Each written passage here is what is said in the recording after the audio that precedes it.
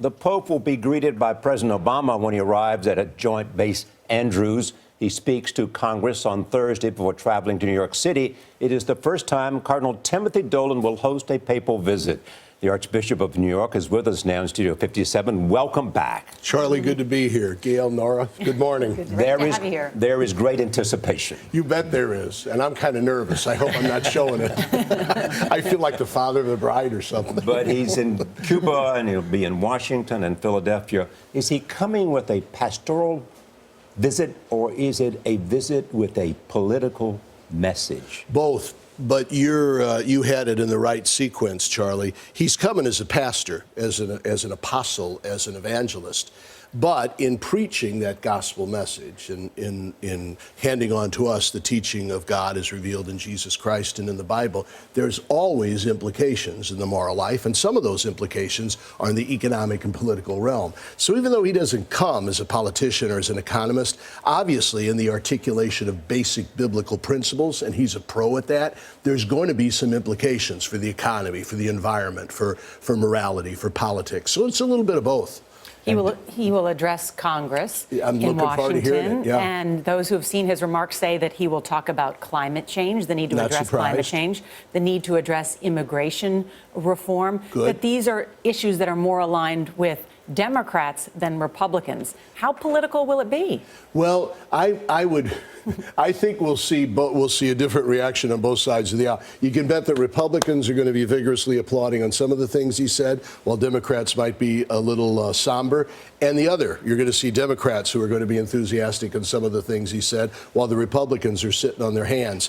Because he really doesn't, he really isn't there to please anybody. His job is to please God. Are you concerned that he may alienate some because of his progressive views? Well, look, he's going to alienate some on the other side too, Gail. All right, there's a beautiful phrase that was used by G.K. Chesterton back in the 1930s. He said, "Look, the role of a religious leader is to comfort the afflicted and to afflict the comfortable." He's going to do a little bit of both. So those who are kind of secure and comfortable, who might be very might be tempted to be self-righteous in their beliefs, they're going to be afflicted. And those who are looking for some consolation and a touch of mercy and grace, they're going to be comforted. Well, as Charlie started, the anticipation is huge, so much so that people are scalping free tickets to go and see him.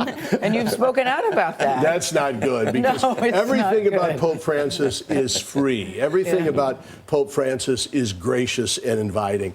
He would cringe if he thought somebody had to pay to see him. This is a very aggressive travel schedule. He's going from Cuba to Washington to New York to Philadelphia. He's 78 years old. He has one lung. Are you worried about him? I am a little. Thanks for bringing it up, Nora. That's you're gracious to do so. I am. An exhausting schedule in Cuba, hardly less hectic in Washington, and then in Philadelphia, which is the main event for him, and we're sandwiched between all of that. I'm a little worried he's going to be exhausted. And let me ask you about his safety. There's a report this morning that in the main ISIS magazine, there's a picture of Pope Francis in there. Are you worried about his safety? I'd have to say I'm concerned. There's a big difference between concern and worry. I've been extraordinarily impressed with the New York Police Department, with the Secret Service, but a little concerned, yeah. Now, he's not. I should take my cues from him. He's got a good, sturdy guardian angel, and he doesn't seem concerned, so I guess I should relax. What will he say is his main, what does he hope to accomplish? Beyond the pastoral, beyond the message, what does he hope will result from this visit? He wants to reawaken spiritual sentiments in all of us. He wants to remind us of God. He wants to remind us that we're created in God's image and likeness and that we're destined to spend all eternity with God. That's a basic, raw, meat and potato religious message that very often we forget.